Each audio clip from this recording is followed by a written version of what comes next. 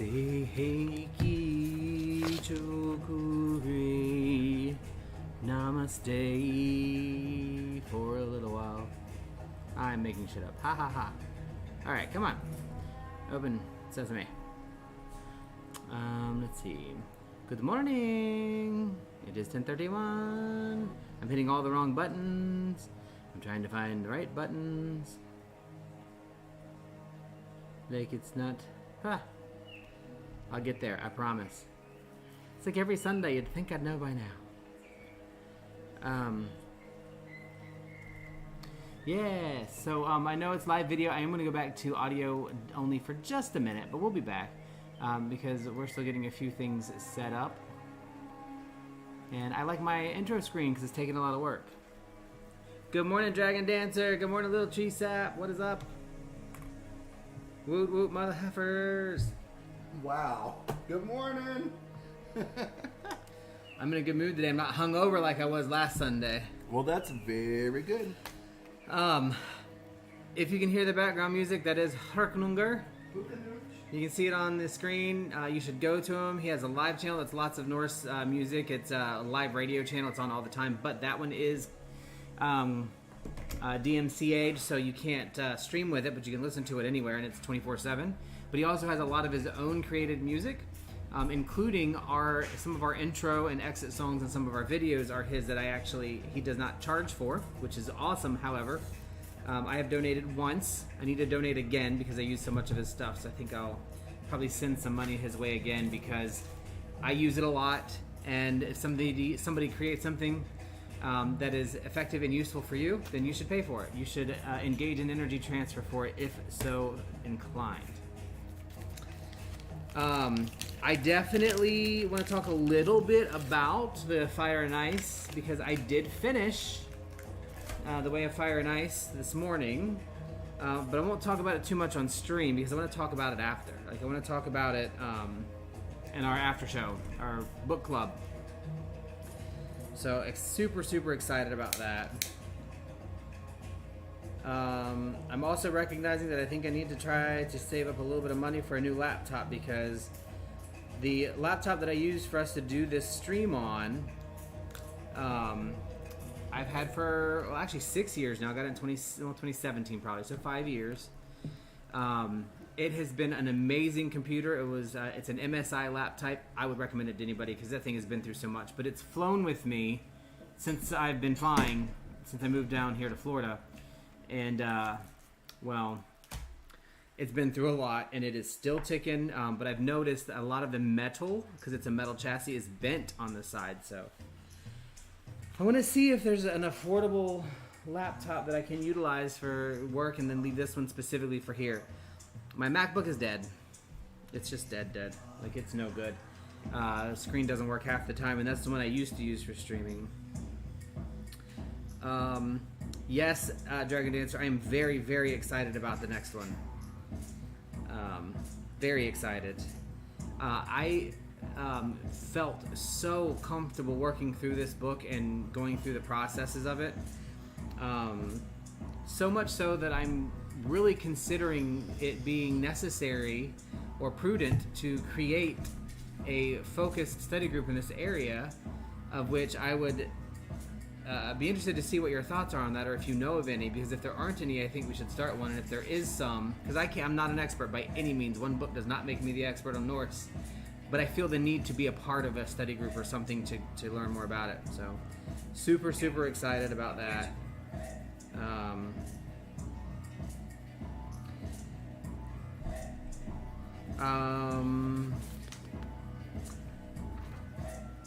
I'm trying to think. I know the Fire and Ice. I don't know the name of his other one, but I saw it. I was pretty sure I saw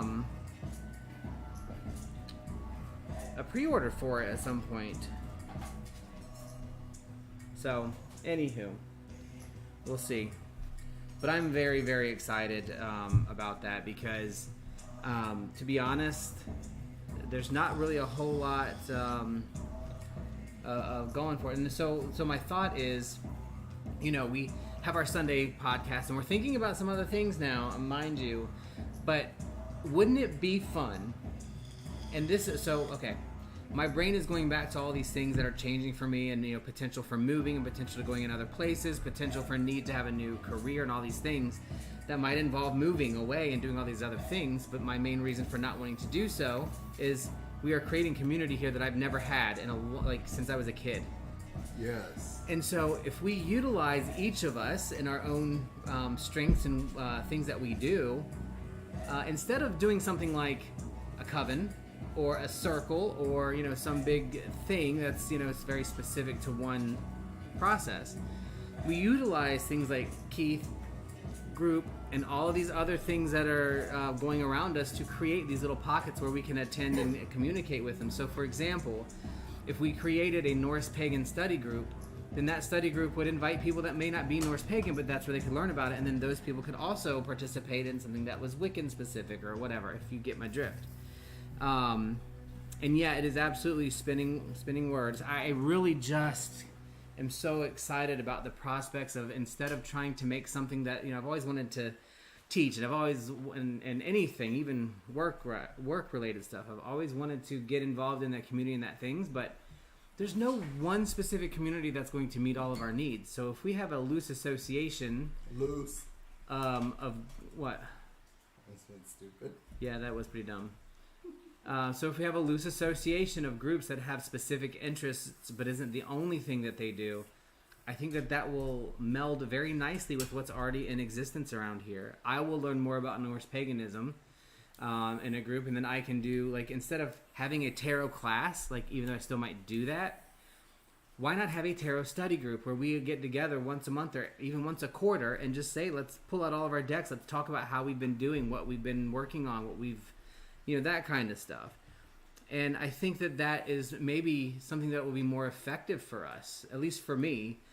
I'll still put out a tarot course because I want to teach it to people, but wouldn't it be cool for us to have 10 people get together at Starbucks or the not Starbucks coffee shop in the area, or lunch at the Mellow Mushroom, or maybe closer to you, Dragon Dancer, and some for many things, because I know you come out here quite a bit for us. We need to do the same for you.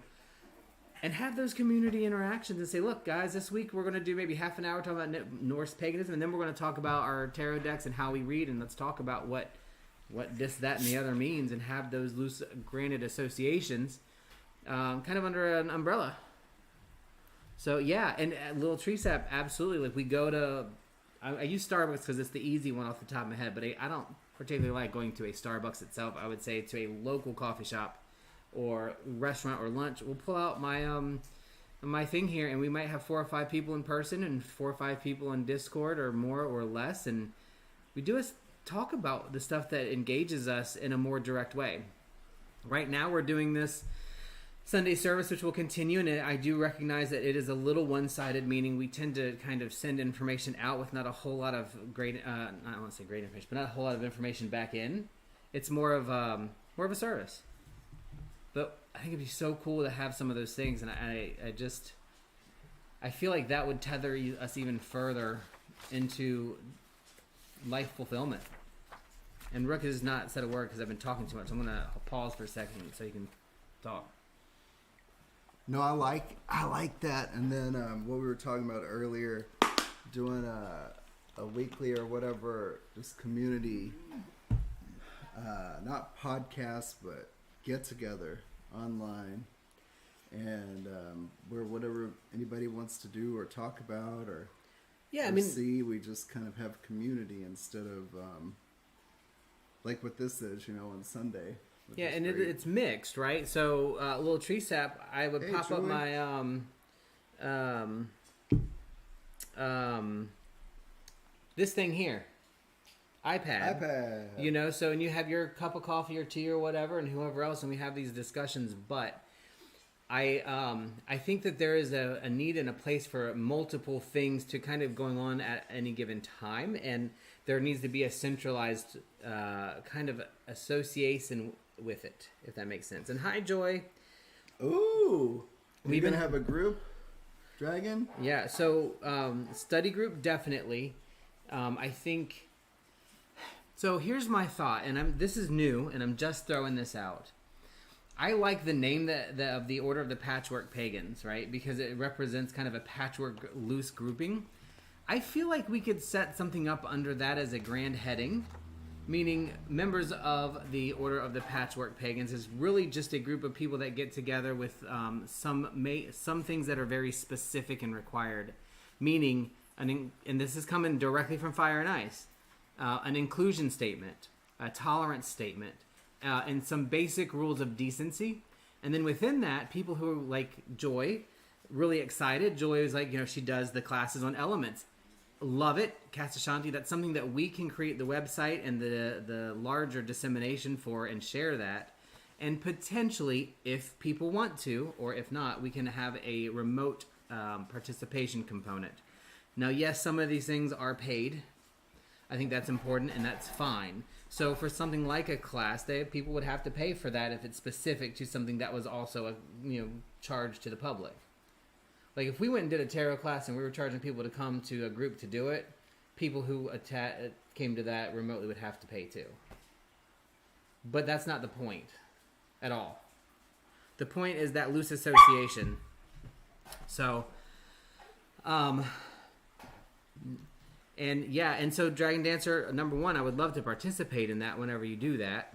That would be very cool as an attendee. But I kind of feel like if we created something that had that base statement. So, for example, it's not that you're a part of, and we talked about this before, we know certain groups are not coven, right? But if we have some underlying organizational tie that ties these things together, I know if they're a member of the Order of Patchwork Pagans that they are going to be tolerant and they don't accept, whatever they're going to do is going to be open to everybody. And nobody will be held out. We are live, Joy. I'm assuming you're asking to go on video, and we will shortly. So that's really kind of the thought. I wanted to kind of put that out there. I know it's still early. There's only a few of you in here, but that's something that I want to see if anybody's interested in. I don't want you or anybody that would be a member of this group to be considered a coven or a practice requirement or a specific denomination. It's not. The only thing that would be, I think, held the same across everybody would be the inclusionary statement, and the kind of like the how to act. Like you can't kick people out because they don't agree with you. Like that kind of stuff. You have to be open and that's it. It's not the practice part. It's just the standard. Kind of almost like an accrediting association that says, look, if you're going to be associated with that group, because that's really what it is. And then within that, we'll have a list. And whoever wants to do whatever, they do that. Like, if you have your big group, then we can post that on not only on our Discord, but we can post that on our website that we're working on. So it'll just give it some access. And then we can work with everybody on utilizing technology if they need help with that. But anyway, think about that. Put that in the back of your mind. We're going to call a circle so that we can get video up here. And I'm going to start this time because Rook always starts without me. Hear me, friends and ancestors from the East. Hear my voice carried on the air of clarity and truth. Watch over us as we cast our circle of safety and love. See me, friends and ancestors from the South. Ooh. See my flame of passion and creation seared into the energy of the universe. Watch over us as we cast our circle of limitless possibility. Feel me, friends and ancestors from the West. Feel my love, fear, sadness, and joy washed into the waters of the rivers of compassion. Watch over us as we cast our circle of connection and motion. Reach me, friends and ancestors from the north. Reach my feet and hands, the earth in my toes, and work of my fingers. Watch over us as we cast our circle of the earth. Know me, friends and ancestors from the ether. Know my intent, know my heart, and know my spirit. Watch over us as we ask you to all join us in perfect love and perfect trust. Hear, see, feel, reach, and know that this circle is safe, this circle is sacred, and this circle is cast. So mote it be. Be it so. Really, you had to do it backwards just because I did it different? Of course. Of course. So there we go. So thoughts on that? Please let me know what you think. I think, well, the thing is, we're going to do it anyway. We're going to create the order of, continue to create the order of Patchwork Pagans.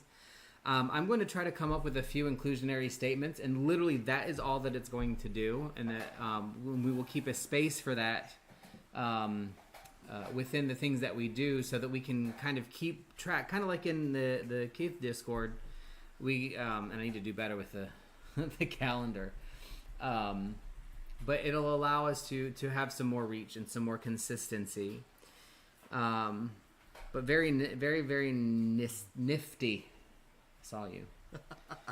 But I'm excited about that because we've been thinking about, like, okay, there is a thing here, right?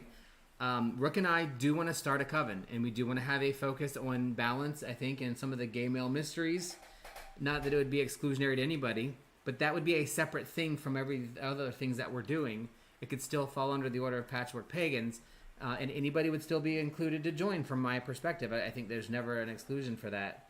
But it might have its own specific things that it does in specific times versus what somebody else does. And maybe, like I said, I'll do a tarot study group. It'll be under the order of Patchwork Pagans, but it doesn't mean you have to follow a specific dogma or practice or any of that stuff. That's out. It's just, and hopefully will grow with a connection so that people would recognize somebody associated with that means that, you know, if I go there, I will be safe. It will be comfortable. They do have a base of how they treat people. But study group is a big part of that. We actually, Fiji hush, honey. You know, there's lots of need for that, I think. So, I didn't stop the music. I didn't know when it stopped. I'll turn it down now. So yeah. Let's see. You want to go first with your book? Yeah, so I'm actually reading 3 books currently, and the reason I'm reading 3 books is because two of them have exercises to stop and do, and I kind of wanted to stop and work through them as I go. So Uncle Setneck's Essential Guide to the Left-Hand Path, Psychic Witch. I just have to say, good book. This must be the time that I was supposed to read it. I didn't read it when it first came out, and most people did. But this book, I love it. It's easy to read. It's easy to understand. And the exercises are fun. So I'm reading Uncle Setneck's Essential Guide to the Left-Hand Path, Psychic Witch, and Backwoods Witchcraft by Jake Richards, which is really cool. So I've kind of got multiple ones going right now, but it is very good. What books are you reading? Well, I am now reading, and we'll see how it goes. I'm almost done with the Uncle Setneck's Guide to the Left-Hand Path. Now, it does, like Rook said, have a lot of practices in it and things to actually do within it. But I've done some of them, but not all of them, and things have already, you know, in the past have done. But I need to do more. But I want to go ahead and read through it so that I understand what it's saying. And I'm actually going to translate the 3rd chapter into a personal initiation ritual because there are some things I don't like in it. And when you were talking about left-hand path sovereignty, if you are true, and I'm trying to be true to myself and thinking through what doesn't feel comfortable with me, I'm going to try to find out why it doesn't feel comfortable, and then I'm going to make it work for me. So that's what the plan is for that. So I'm going to read it, and then I do need to go back through it, and we'll be working on some of the practices. I'm also reading Backwoods Witchcraft. It's obviously a book that Rook got for me, and I'm really interested in it. It is written very conversationally, and I really like hearing the folklore of it and the Appalachian magic that is in it. It's very neat, and it's very informative, and it's very comfortable to read. And we'll talk more about the books and the after book discussion, but I do want to say some of the feedback or reviews on this book online were, oh, it's too Christian-y, it has Christian undertones, da-da-da-da. I find that the references that are in here to the Bible and how they relate to the Appalachian times, way of living and practice, everyday life, are very interesting and very helpful, and they make a lot of sense. Mm-hmm. And I'll go into that later. It's logical, but like not in the sense of logic that we know, but it makes sense. It's weird. I like it. It's good. It's, you know, some of their stuff, they reference the Bible, but they didn't tend to take the Bible literally. They kind of took certain lessons from it to develop their own lore or practice or way of life. It's really good. So don't listen. If you want to read this book, don't listen to the reviews that say it's too Christian-y or has Christian written from a Christian perspective. So much does, and you don't even realize it anyway. I don't get it to be bothersome at all. I think it's very interesting and very good. And Dragon Dancer, I like that idea. Inclusive pagan temple chain with the patchwork pagan name. That sounds pretty cool. I think she just made our mission statement, though. Woo! I gotta write that down. I love that. Madam Secretary Dragon Dancer. And I'm just saying, I like the patchwork pagan name because I made it, and I like the idea of the patchwork piece of it, but it's not a steadfast rule. Like, I do not and am not and will not be the dictator of something like that. It has to be a group process, or it's pointless to even do, to me. Yeah. We can definitely talk about that more because we're going to have some time at the end of the show before we do tarot. The only other thing book-wise, and I definitely want to talk about it in the after show. Guys, stop chewing on plastic. Thank you. I'll go pick it up. So I don't want them to choke. I just turned the AC down. Finny, they're eating foam. But I did finish A Way of Fire and Ice. The Way of Fire and Ice. I am very excited for the next book, and it's just so nice to get into a book that has so much meaning and process to it. Now, there's a lot in there, and this is probably what's sparking my brain right now. But there's a lot in it about what were we talking about? About group work and having the associations. And I know there's different ways that things are practiced specific to that Norse pagan. And I really do believe and feel a high calling to that as being a main practice for me. But I have to learn it because that's not been my past. My past has been very, very eclectic, and it still will be. But anyway, point being, the whole section, the whole chapter on the groups and setting up and community has really sparked my original interest for doing all of this. And it's not... there's a lot of things that we do and that we are a part of that are effective. But I would like to see us each have our little pockets and areas, and we participate sometimes, but not all the time. It can't be a requirement that you have to show for every Sabbath and every Esbat and do everything the same way. So, one time, we did the Silent Supper the way that we've done the Silent Supper before, but I would like to, we're going to Yule, right? So Yule may be very heathen related or very Norse, and I've never had a Norse pagan ritual or anything, or get together or anything like that. It's always been very followed of whatever the community. So I want those things to be open and available to us, I guess is where I'm really coming from. So I'm super excited about that, but it did come out of Fire and Ice. That's where the brain work got entrained there. This is the healing blend. Ooh, give me some of that. Well, this is for, I believe, is it your mom? I believe. I don't want to call you out, but I think Dragon Dancer is a family member anyway that's having some healing necessity that we... I added a few things to this blend. This is this similar blend that I used when Gary had his stuff done, and we did a little working for him. So just quick healing and fast return, sending up on that smoke. But yeah, no, I'm excited for that. I think that'll be so much fun. It'll be new for me, and I would love to be a part of a study group and share what I'm learning and learn new stuff on that front. And I'd love to, in return, share what I like with tarot and learn more about how other people do tarot and all of those things. It's just so exciting to me. We are still doing Terrible with shadow work. We're doing it. We're just not recording or putting it together. So we need to do that. We will be doing that this week for sure. That video. We should. Because it's all up here and it's all in our notes. We just haven't actually physically done it. So we need to do that. Well, we did have computer issues too. We did. We actually sat down to record it, and the computer, we couldn't get it to work. And when I'm away, I'm very bitchy about when I feel like doing something and then not doing it. Like, so the moment So the moment was right for us to do it. I'm like, let's do it. I got all my stuff set up, and then you had computer glitches, and by the hour and a half later, I'm like, I'm too tired. I got to go to bed. So it happens. Yes, I want to do a bloat. I've never done one, obviously. What is that? A bloat? I'll show it to you. We'll talk about it in the after show because it talks about it in the book. Okay. I would like the idea of learning to do the cider and hold on, I'm gonna mess it up. The volor, oh god, I can't remember them now. Oh shit, I should have paid more attention. They'll come back to me. But the 3 different types of the workings within the rituals, it's the speaking to the dead, the speaking to the gods, and the seeing of each, all those pieces. I just would love to do that.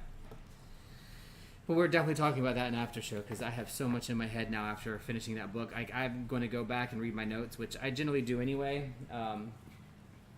Again, for the book show, like I do these, I make note cards of the things that are really expressive and important so that I can add them to my notes outside of the book later and keep track of them. But yeah,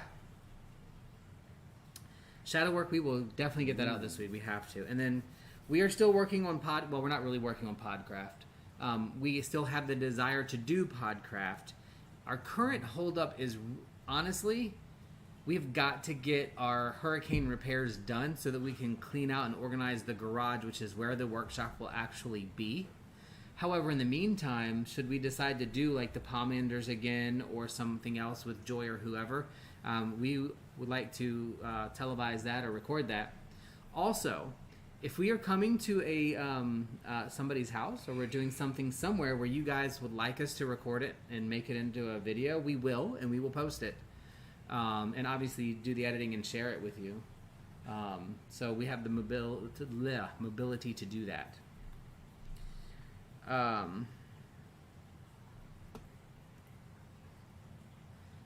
Oh, yeah, and we've been drinking our... Hurry up and wait, hurricane repair. Yeah. Oh my gosh. I don't even care that it gets done. I just need to make sure that it's scheduled and paid for. That I'll be fine with. They're coming Monday now, so they'll be here tomorrow, and hopefully I can get that squared away. They already told us to expect 6 to 8 months for the roof. Yeah. Because all the tiles are unavailable. Which, again, is fine. From my Virgo standpoint, I'm not too worried about it being fixed right now. We have the dry season's pretty much here. We may have 1 or 2 more rains, but we don't seem to have any major leaks. There are 1 or 2, but the big thing is I want the insurance and the people to decide what they're going to do and them to do it and set it up. If they still won't replace it, fine. Well, then you help me find somebody who's going to repair it. And once that's scheduled, I'll be good. I know I have the news topic that's first on the list, but you can start with yours if you want. Okay, that's fine with me. So I found a couple cool articles in the news in the Wild Hunt, which is a pagan news site that's very good. The first one was about werewolf magic, and I don't think werewolf magic is new, but it was very interesting. And I know a lot of people like to work with dragons and all that, but I think my activity or exercise might be with werewolves. And so think of it this way.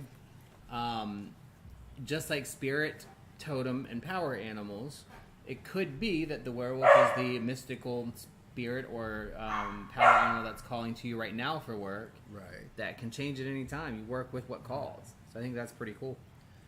Yes, so this article is entitled Werewolf Magic Werewolf Magic, a New Pagan Tradition by Sean McShee. Ow. And so Denny Sargent has written a couple of books, Werewolf Pack Magic and Werewolf Pack. I cannot confirm nor deny if anyone self-gifted these said books to themselves.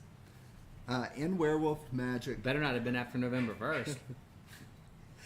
In Werewolf Magic... Can I just say before you continue, I've realized that somehow I've been accidentally getting books twice. So I've got 2 copies of some of the books I'm reading. Like, on accident. Give them over. I did. I will. Okay. Sorry, go ahead. In Denny Sargent's book, Werewolf Magic, he wrote, if you are a racist, using the pretense of magical or group work to control others, are a homophobe, or bigoted in any way, you are not practicing werewolf magic, nor are you honoring wolves who don't attack other wolves due to the color of their fur or their preferred gender.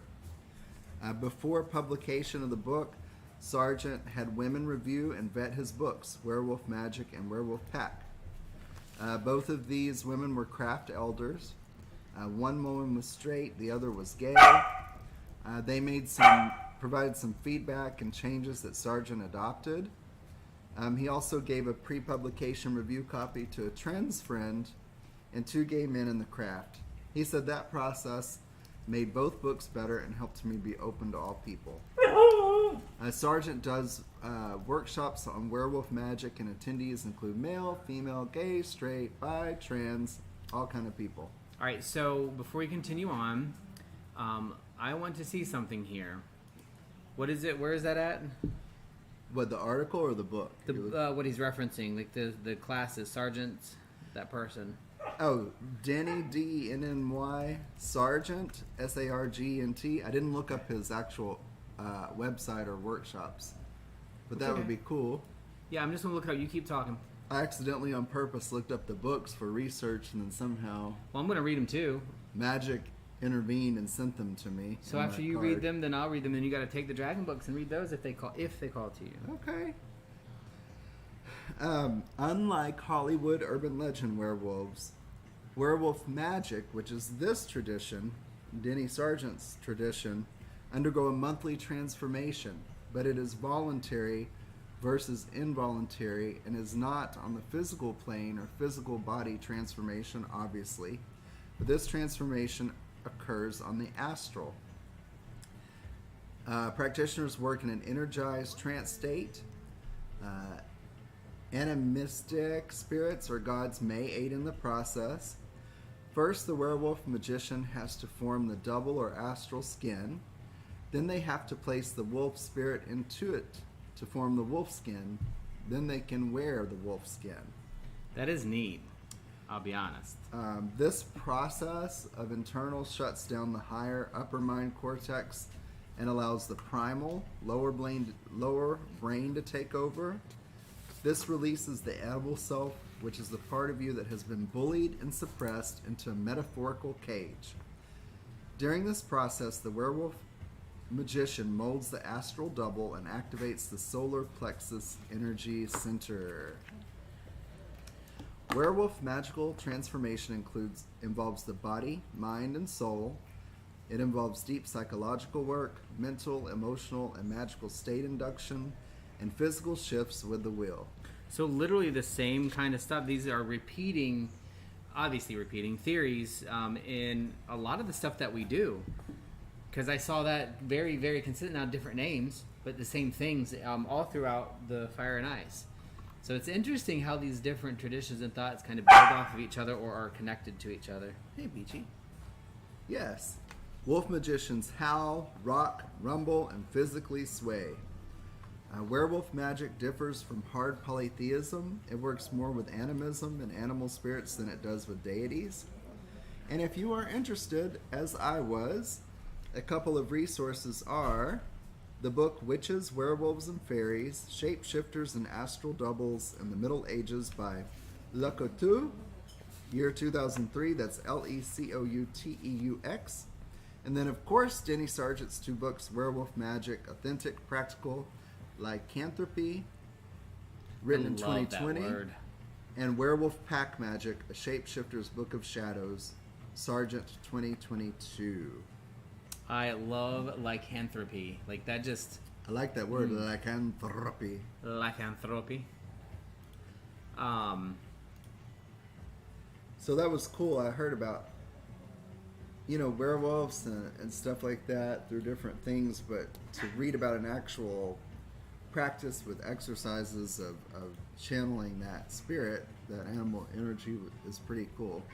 I completely agree. If someday I happen to get his books, I'll do a report on them. Yeah, for sure. November 15th. Oh. Do you want me to tell my second article, Nope. or you want to go? I'm going to go next. Okay. Now, you're going to have to do some research on werewolves because I don't know anything about them. Yeah, dragons are beautiful and mystical, but I never felt like a lot of people are just... They haven't called you yet. a lot of people are just really drawn to them, and I don't know. I haven't really been yet. I can appreciate the beauty and the information, but I kind of like this werewolf stuff. Again, don't feel like you'd had, and this is for anybody that's listening now or later. You never have to worry about whether or not you are permanently linked to something. Like there's no concern to that. You do what calls for you now, and that's. I got to find a better way to transition these. But the only article that I really wanted to bring up today that kind of was going on, some of the things that I've noticed is, it's not really what the content of the article is, it's that the article exists. So this is a actual group at one of the universities in Indiana, and it's called the Ball State Society of Earth-Based Religions. It is a club in Muncie, Indiana, advocating for religious tolerance. And there's a story to it, and it goes along with this the person on here whose name is Midnight, and talks about, I grew up in a Christian family. They were Baptist. It's the same story we hear all the time. I was disenchanted with this. It didn't work, and so I found paganism, which is not just what paganism allows you to do, but it's the whole idea of just how paganism is open and tolerant. So the selling piece isn't being a pagan. The selling piece is being tolerant and allowing people to grow organically through a process. And so I found it very exciting to start seeing more of these on non-pagan network news networks. Yeah, that's cool. So it goes through and it talks about this. How they do it is they do a monthly tarot card readings on the campus. And they talk about how this is not, tarot cards are not the devil's work. They talk about how this is about, whether you believe or don't believe, it doesn't matter. Whether you think it's a universal sign or not, they're literally archetypes that you can utilize to grow yourself and to self-introspect. I do believe in the mystical aspect of tarot cards. I do think there's a universal energy that calls them at the time that they're needed. But, if you don't believe that, that's fine. It still gives you value and benefit. So I just thought it was extremely cool because it's a public posting. It's not something that's hidden on like the Pagan News Network or the Wild Hunt. And it does discuss the focus on nature, the lack of religious text, and that whole tolerance process. And this also, as you can see, the last chapter that I read on Fire and Ice, community, outreach, study groups, getting together. There is so much right now in the way of community that's really calling me, and I think a lot of us, not to joining groups and being assigned to a group, but in making connections that are communicated and that are tolerant and that we can eventually grow and share. That is what has been the call. And all of these things are coming right at the same time, which I absolutely love. So really, again, it wasn't the content so much of that than it was the whole idea of it's in a public space and they're doing it in a university setting, in a public setting, and they're having that growth process. And I just thought that was so freaking cool. I don't know, it just made me really excited. That is really cool. Any thoughts on kind of that whole positive front-facing post thing? Like, it's becoming a little more normal. I think that's really, really nice that you don't have to go to the OBOD website or Wild Hunt or whatever it is to see stuff like that coming up in the news. There's mine. Isn't that pretty? Yep. So may I go with mine? You still want to talk about? No, that was it. I just, one thing I am trying to do is we're going to work on a little bit our transitions, because there is probably a 20 to 30 second delay right now. So I want to, if it sounds like I'm filler spacing, I am, to give people just a second to hear it and have a comment if they want, so we don't keep whiplashing. And we're going to figure that out at some point, but we will go ahead and go on to your article if you would like to.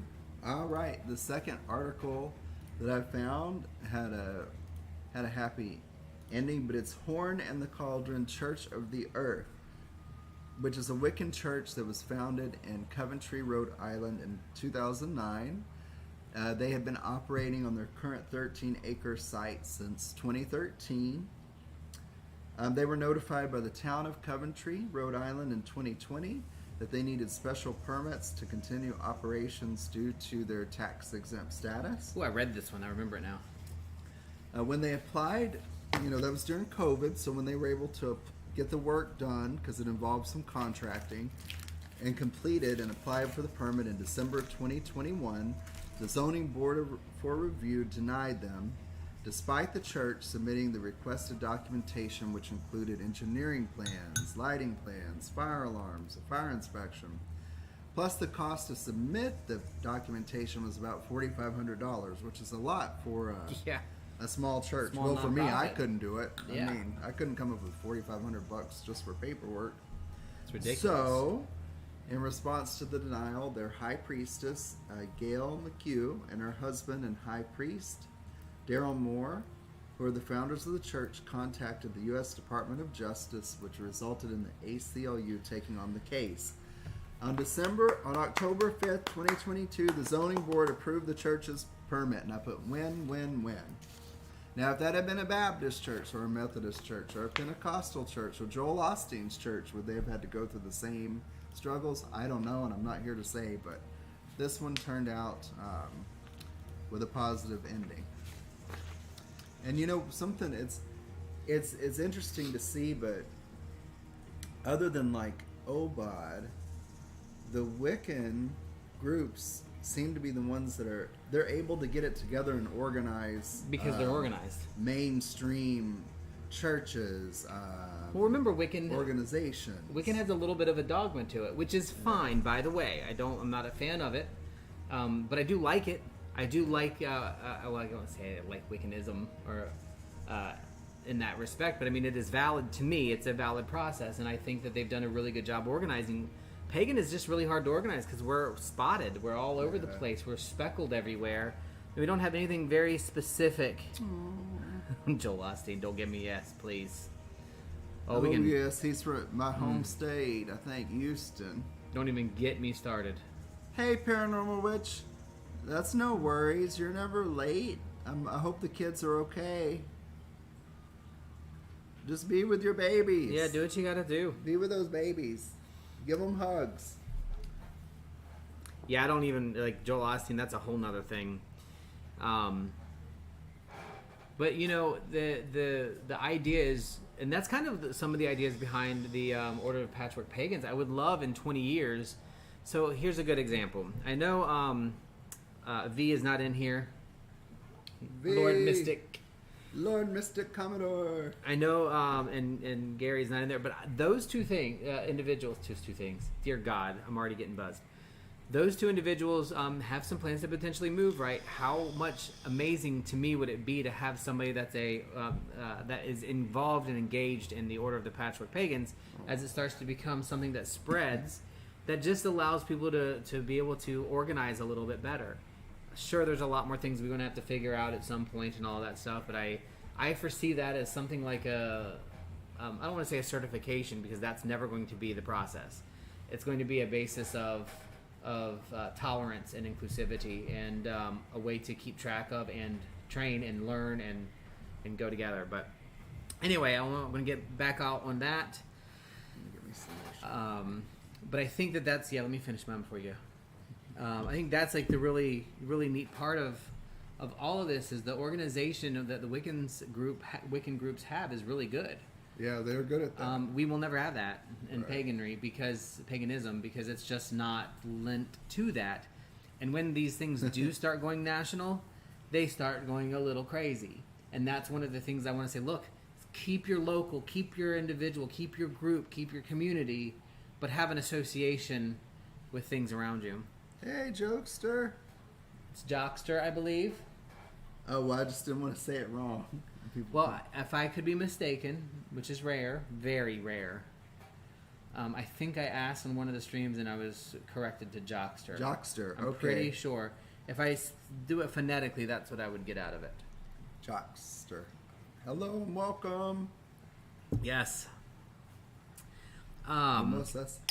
Enjoy. I know you got to run, jump. You said it the 15th. Would be fun. Assuming it's probably to go with the Munchkins. Jockster. Okay, that's a good way to think of it. Wicca and Druid are my local guys. Yeah. That makes sense. Hey. That's good. That is too funny. But yeah, so I just I really like the idea that some of these things are getting into some national news and bigger news, and it's not presented negatively. I think the and there's probably more examples of it, but that Indiana paper is the first time I recall hearing just a general news article that was positive, really just not negative, focused on the positive aspects of being pagan. So that was super exciting. And so awesome paranormal. I think we kind of called it last week. I'm so glad that you got something new. Congratulations. So exciting. And Jockster, yes, that is too freaking awesome as well. I love those connections to the land have got to be pretty cool. Where I grew up, we had a lot of forests and stuff, and I remember being in the woods and just going in and just doing stuff, and I kind of miss that. But yay, congratulations to Paranormal. Guys, don't forget to take a minute to like, subscribe if you haven't done so already. We want to make sure we see you again, coming up. So, talk real quickly about what's going on in the universe, right? So we're currently, the sun is still in Scorpio. We'll be moving soon into Sagittarius, because, Rook's birthday later. Yes, we are still planning Joy, same time, or same date for the fair, I think the 19th or whatever that weekend is. Obviously not today, but next Saturday, I think next Saturday or Sunday is when our plan was to go, and I think we're going to try to keep that. So, we will be going. Yes, hugs and love. Back to you. But let's talk about the moon. So we just had our recent full moon. It was a beaver moon. So think insulating, think comfort, think warmth, think preparing for the long winter and the barrenness. But also think blood moon. So extremely powerful cycles of life and death. Blood brings life. Blood takes life. And then let's also consider what the blood moon was an eclipse, which means things that can hide and make things different than what they seem. So lots of freaking crazy energy over this beaver moon. But we will be moving into normal is a bad word, into some toned down energy, some breathing energy here. So from a moon perspective, this week we'll give a quick forecast.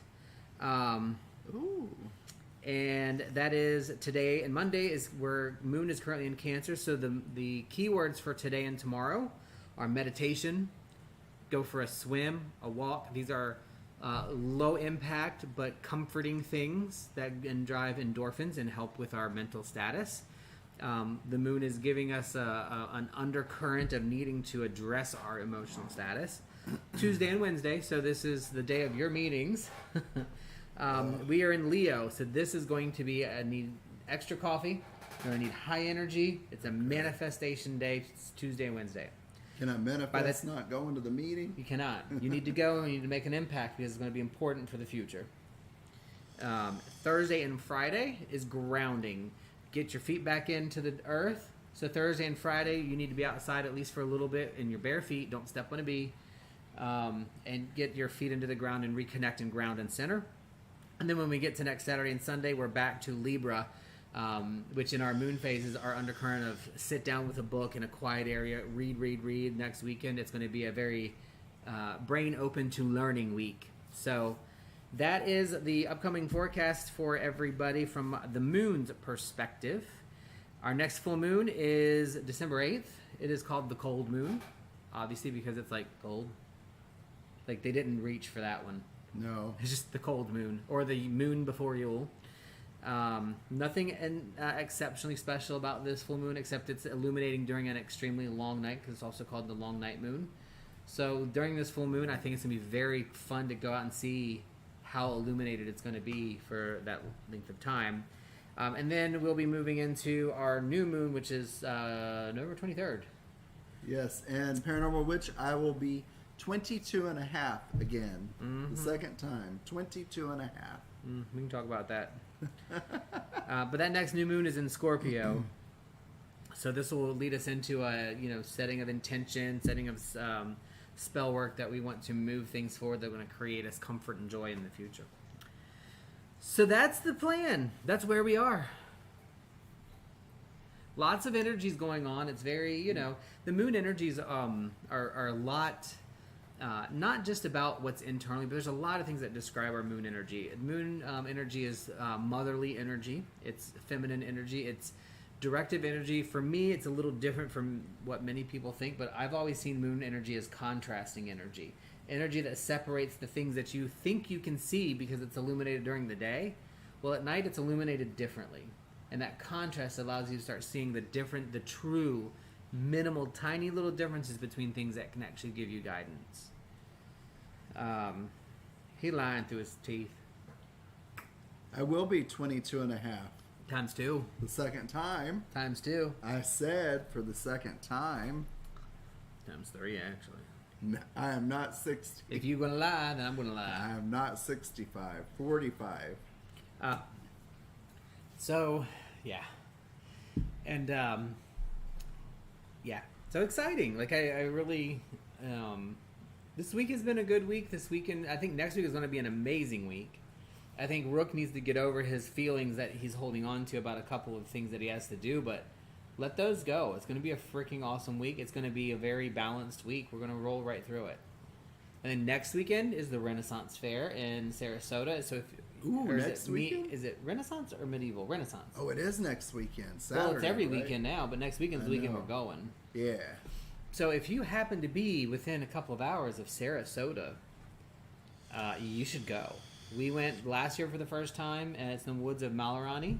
You can just look up Sarasota Medieval Fair, or I can't remember which one it is. Thank you, Dragon. Yes, you would. But you're not over 60, so I'm just kidding. But yeah, so we are going, and anybody who wants to go and you would like, because we have the van we'll be taking. I'm pretty sure we'll pick up Joy. We did last time. Yeah. Anybody else that would like to go with us, we can meet together somewhere, but we do go early. We like to be there at the opening, and we'll stay pretty much the majority of the day because we only go for one day. But very, very exciting. Thank you, Jockster. I'm just so excited to go. And yeah, I'm just so excited. I love those kind of community things, and I really want to do this one. We did well last time. I'm only going to allow one scheduled thing for me. So I will do anything, but one thing, like if we want to do like the big event, then we're going to schedule that one. Everything else we do as we get to it, because the rest of it will make it too stressful for me. So yeah, would love to do that. And don't forget, Dragon Dancer, let me know when you're doing your group thing. I want to talk more about that. I want to be a part. I want to learn from you more, because you've been doing this for the North stuff a lot longer than I have. And I'm about 30% done with your natal chart, by the way. Cool. I know. I do them very pretty, so I have to. Yeah. I have to prettify everything. So. Oh, that's the next thing we're gonna do. I'm gonna work on it today. What? Making a little symbol for the Patchwork Pagans and putting it on a cup and some t-shirts. Cool. Well, you're doing the cup and the t-shirts. Make the design. I can print it on the paper and put it on there. We're doing it. So, we're time for our topic of the day. Topic of the day. Yes. Yes. So today I chose authenticity. I was thinking about it yesterday and today. And it just really was something that came to me that I wanted to talk about. Because I think there's some misconceptions in my perspective about authenticity. For me, authenticity is not about being your true self. It's about working towards being your true self. And that's an important distinction. Because I think sometimes it's easy to judge and say that somebody's not being authentic when maybe they don't know how to be authentic, or they're being as authentic as they can. Or maybe they're not, and that's just a whole different thing. But we can't immediately go to that assumption. So I really wanted to talk about what it means to be authentic for me, because I've always strived to be honest and truthful. I'm not always. I don't always meet all of those things that I set forth with myself to be authentic. Sometimes I'm too quiet and I don't speak up for myself in certain things. Sometimes I allow people to make decisions for me when it's not the decision that I would have made. Sometimes I'm okay with it and sometimes I'm not, and sometimes I don't say anything. And not doing that doesn't make me an inauthentic person, I believe. I believe the idea of identifying that and continually striving towards it is what authenticity should be about. So think of it to me as more of a means instead of an end. And that's one of the things I've noticed or have seen and experienced is when somebody does something that's inauthentic to themselves, it tends to put us in a place of, well, that person's not authentic. They're lying. They're a terrible person, or they're bad, or something's wrong. And we shouldn't go, I think, to that first place. We should really allow them to be who they are and work on ourselves and focus on that. And we can support others through that authenticity by asking them questions like, are you sure that's what you meant? Is there something else that you were really trying to say there? You do that to me all the time. Yeah, what is it that you really mean? What is behind what you're saying? But also asking yourself that. So I think the big thing for me about the authenticity thing, and I realize I'm like staring out at the bees and the clovers next door because they're kind of all over. But instead of the camera. But I think it's important for me at this point in this juncture and everything that I've been learning and reading and doing is to balance the fight for and the create. Like this is also out of Fire and Ice. It's not about stamping out injustice. It's about creating justice. It's not about stamping out inauthenticity. It's about striving for authenticity.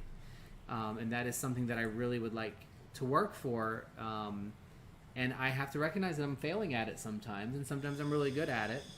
And I hope that most people that know me will allow me to fail sometimes, but then help me get back on track if they're in my space. And not to mention, somebody doesn't have to be authentic to you for them to be authentic to other people in their lives. So people that we may dislike or not work well with doesn't mean that they don't have authenticity with their group or their people or with what they're doing. We have to be careful, in my opinion, not to go down that path of, well, she's just a bitch or he's just an asshole, which I say and think constantly, and think, well, maybe they're just not the person for me, and perhaps they have a full, wonderful, enjoyable, authentic life somewhere else, and I'm just not a part of it, and it doesn't mesh with me. Or maybe I saw them at their worst moment this year. Mm-hmm. If I see somebody once a year, if I pass somebody on the street that I've never met before, I may never see them again. That might have been their one bad day. And I can't and should not judge authenticity for that. That is completely different from actively seeking out to harm and create injustice. That's a different process.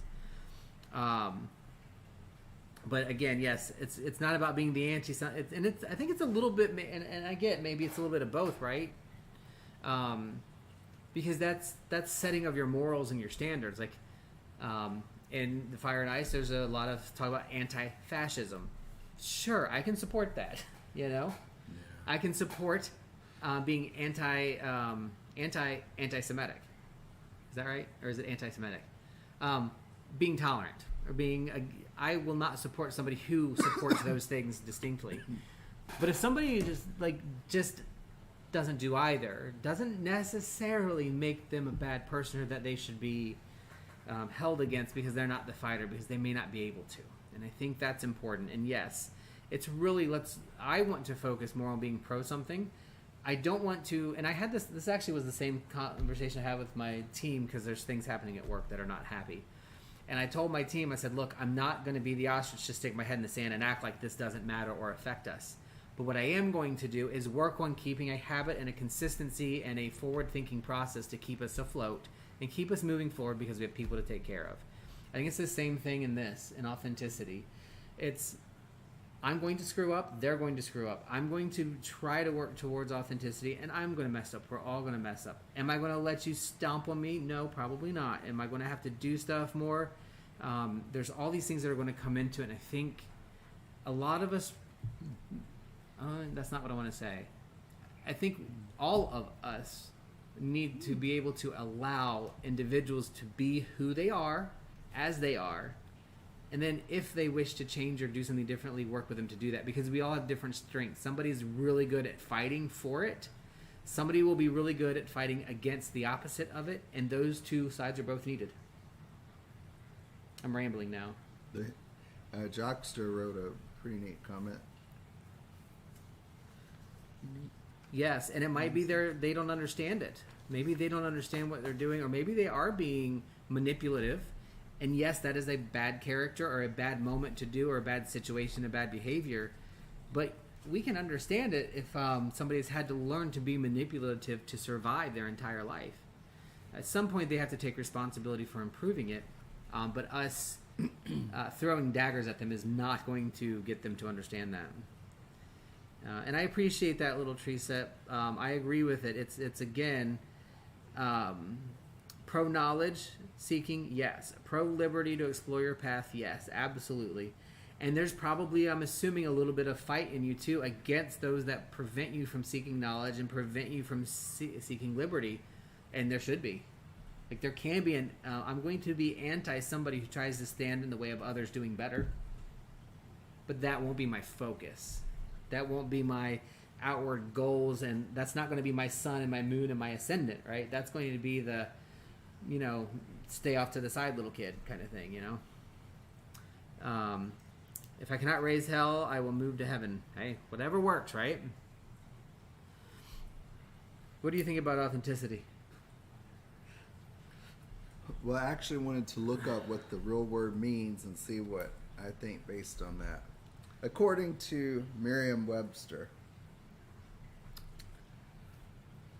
real or genuine, true and accurate, owning our own feelings and being accountable, understanding the impact of our actions on others, and being honest about what we need versus what we want. That is a really good description. My very first question, though, for so let's say we were doing a study group, and we're not going to have the answer to that today.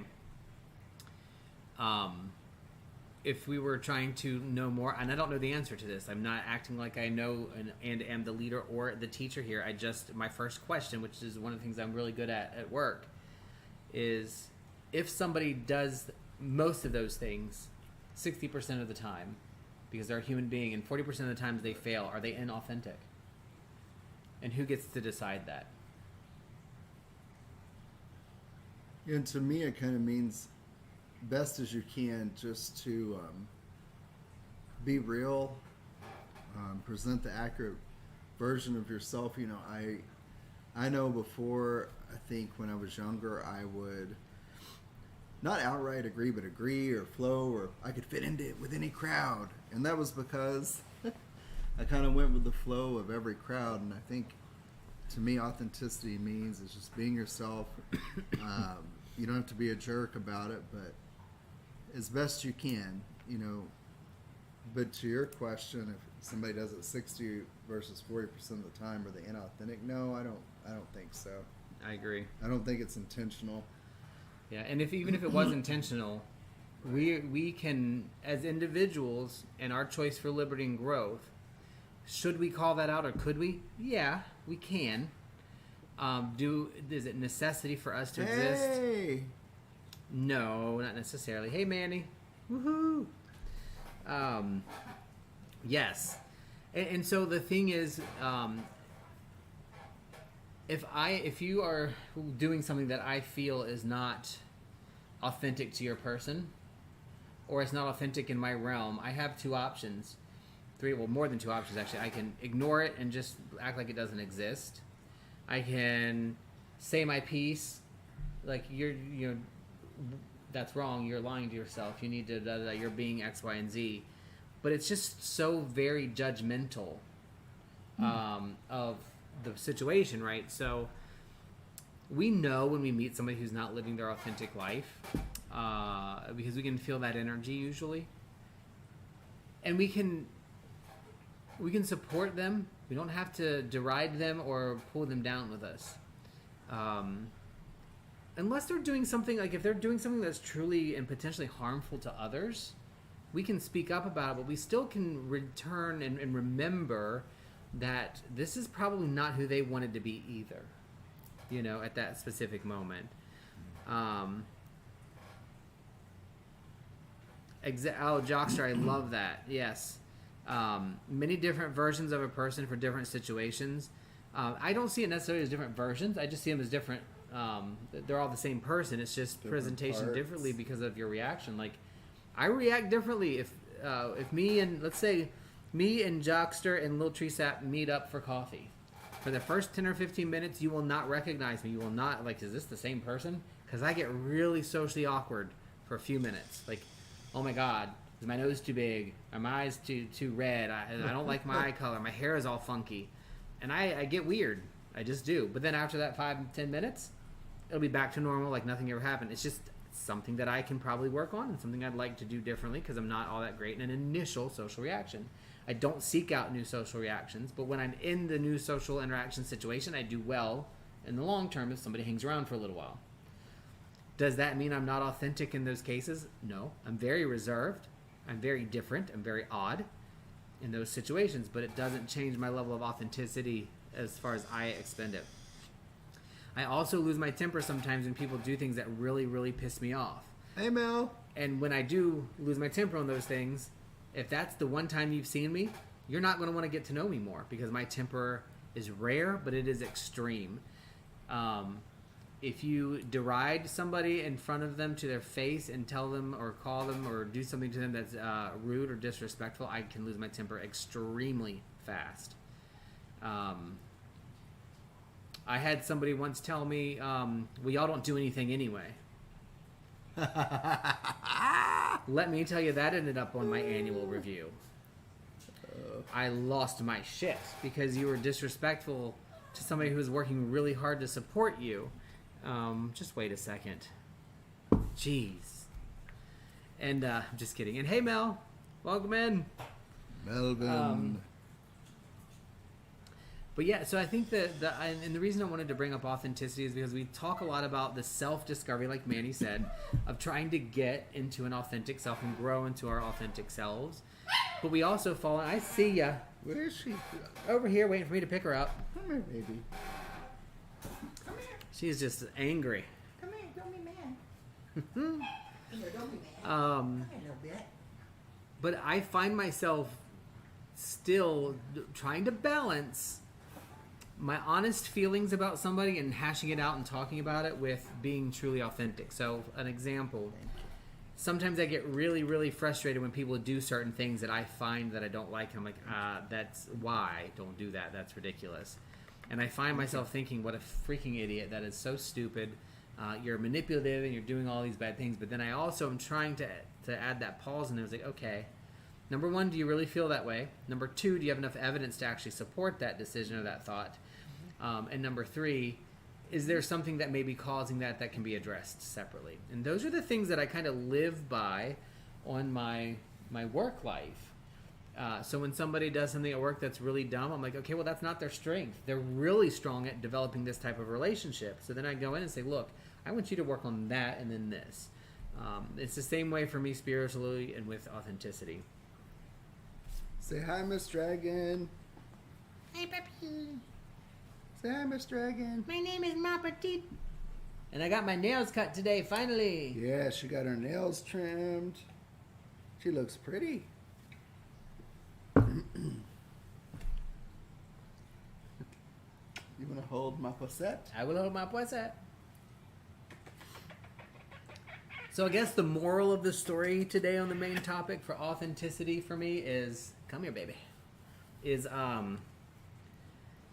can we work a little bit together to have the conversations of what we think is actually happening? And I myself need to do this for sure.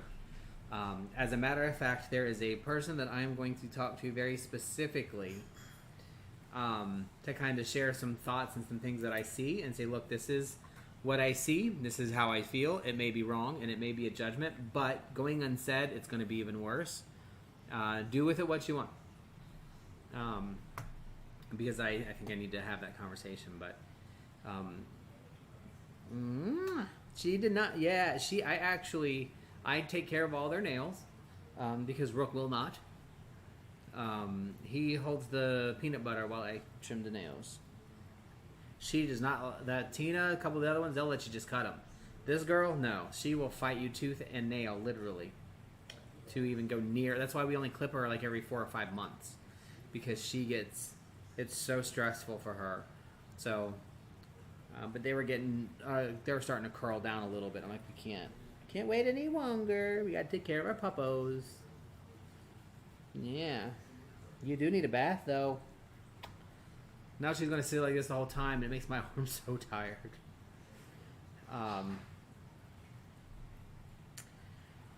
She does look like a little lamb. She's she's 4 years old. She has a double heart defect, so she's on a Tylenol twice a day. She eats like a piglet. She gets very, very, very irritable because she is the first Chihuahua of the house. Not the oldest, but the first. And she will put everybody else in their place. She will put everybody else in their place, for sure. That's what she does. But anyway, so on the topic of authenticity, I love what you guys have shared. I think it's all very, very good points. Because ultimately, my thought process and everything that I've been learning lately, and from our conversations with you guys and the after shows and all the conversations and talks that we're having, I'm starting to really, really recognize that there's something to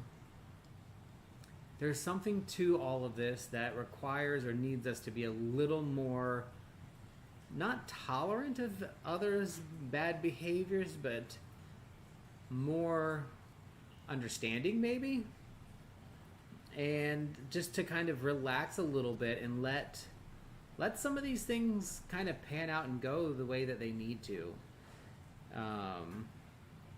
It's just something that I find very, very important to pay attention to, and it's not just authenticity. We've talked about other positive, quote-unquote positive and negative behaviors that exist.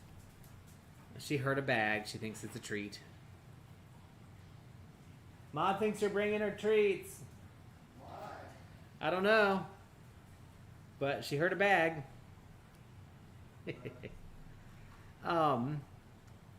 She's definitely the alpha for sure. But yeah, so the authenticity thing, we all just need to be a little more understanding. And then, yes, I think it's important to call it out, but to call it out properly in an understanding way. And we can do that, I think, or at least from my perspective, from those questions. Is that what you really mean? Is that how you really feel? Explain to me what you're trying to say. I don't know that I understand exactly what you mean when you say that. Or, hey, I have a difference of opinion, and I don't do good at this. Y'all have seen me lose my temper with malice at times on certain things. But it's very specific things. At least I've learned to state my case. You know, my limits. But it's a long going. Mm-hmm. I think we also hide some authenticity things from our own selves. You know? It could be. Oh my goodness! But that is, I think, just an important topic from ever. It's just important. But yeah, that's it. Be more understanding. Allow people to be difference of opinions and at different levels and different strengths than you, without judging them as being wrong or inept or incapable. Where somebody else might be really, really good at learning and doing a certain thing or bringing some things together, we need to focus each other on those positives, but we do not want to put our heads in the ground like ostrich, even though ostrich don't actually do that. It's just a saying. But we don't want to put our heads in the ground and not pay attention or see things or allow things to happen to you. Caring about what other people think is different than allowing what other people think to truly affect you and change what you're doing. I'm always going to be somebody that cares about what other people think. It's just, I do. It's probably why I'm in nursing. I just do. I'm better at not allowing it to cause me emotional harm, though. And being authentic is acknowledging that I care what other people think. When I used to say, I don't give a shit what other people think, I do. With the difference being, again, I care what you think to a degree, but if you become harmful to me, I will cut. I will cut. Cut like Ma's nails. No, BG. She wants to come through. I think she wants some ham. Oh, is that what that noise was? They know that noise. Uh-huh. That's what it was. They heard ham. So, one last call for any comments on authenticity before we open queue. Does anybody know how to queue or poll or put a queue in for YouTube, or does it even have that option like Twitch does? Because in Twitch you can create a queue for what's up next for tarot. So if you want a reading, go ahead and drop your name in there and tell me what your question is now so I can write it down. And we'll do tarot, and then move on to the after. I feel like I'm rushing the service chat. I feel like I'm rushing the service chat to get to the after show because I'm excited about the books. I know. Oracle. These are both oracles. Ma, you make me look fat. The way I have to hold her makes my belly stick out. Look. Well, I am kind of chunky. Hey, be nice. I'm nice to myself. Be nice. What do I want? She's my little alpha. My little alpha. Mystic Manny will have a general first up on the list.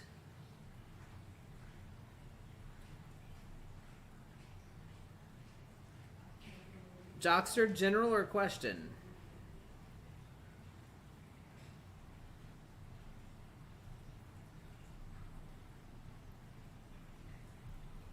I can't believe it's already sunny. I feel like we literally just did this.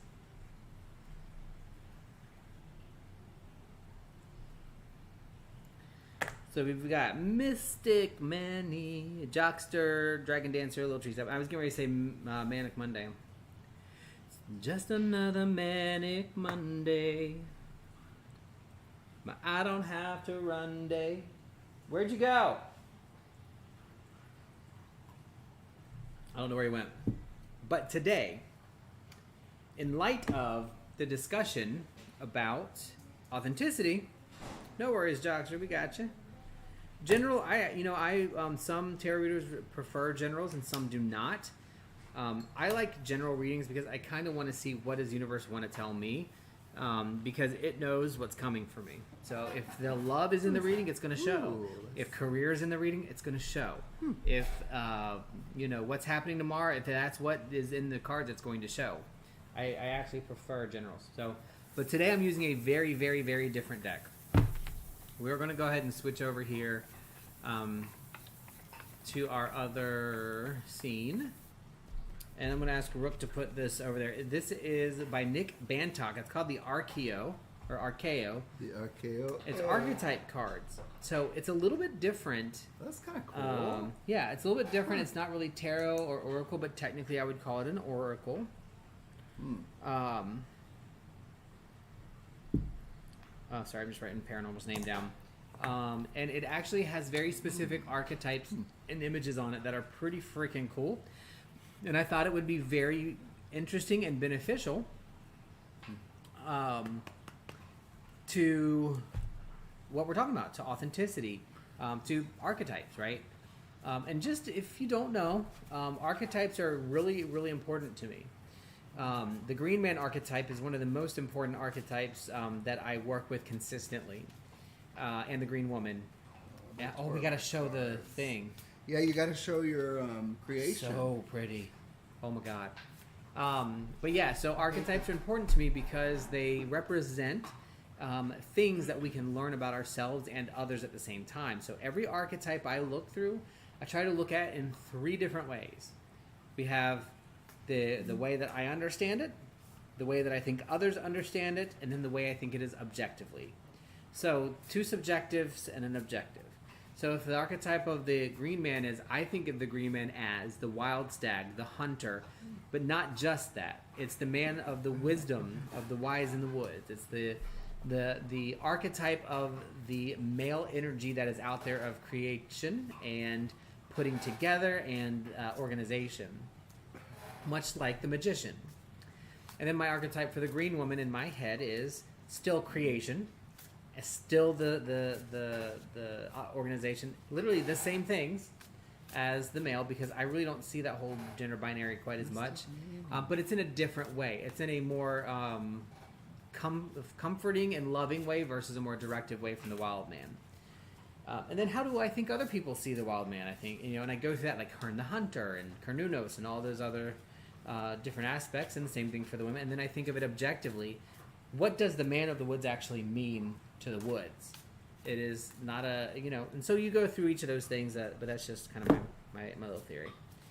But I really like the archetypes in general because they talk to us about things that we can do from ourselves and from other perspectives. And if you consider both of those objectively and subjectively, you will find something that speaks to you. And you can pull the same archetype every day for 10 years, and you can get a different message from it based on how you're perceiving it with everything and other energies that go on in your life. So give me that back, please. All right. And you will be doing yours, so put your book up there. I don't, do I have the book? Your box. I don't have Which the one box. is it? So this is imbued with a special energy because the dogs, Boone and Iris, have imprinted upon it and choose the Light Seer Tarot. So I no longer have the book because Bitches. I have a copy of it. this is this is imbued with There should be a copy right up there, isn't there? healing, calming animal energy. You want my book? Yeah, you can get the book. This is for Mystic Manny, and what does Mystic Manny need to know for the week?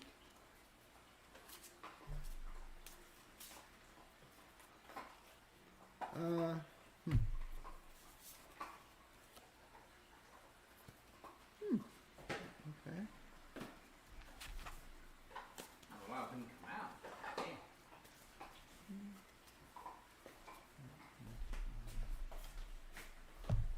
Okay, and then I'm gonna pull in one from the. Oh God, you're doing two? I feel for this one, it's telling me to pull two. Nama? One from the Light Seer's Tarot and one from the Earth, My little lamb. Moon, and Shadow Oracle. Plus, that Okay. gives you time to. Ooh, those are pretty cards. They're very different. I have never used any quite like it.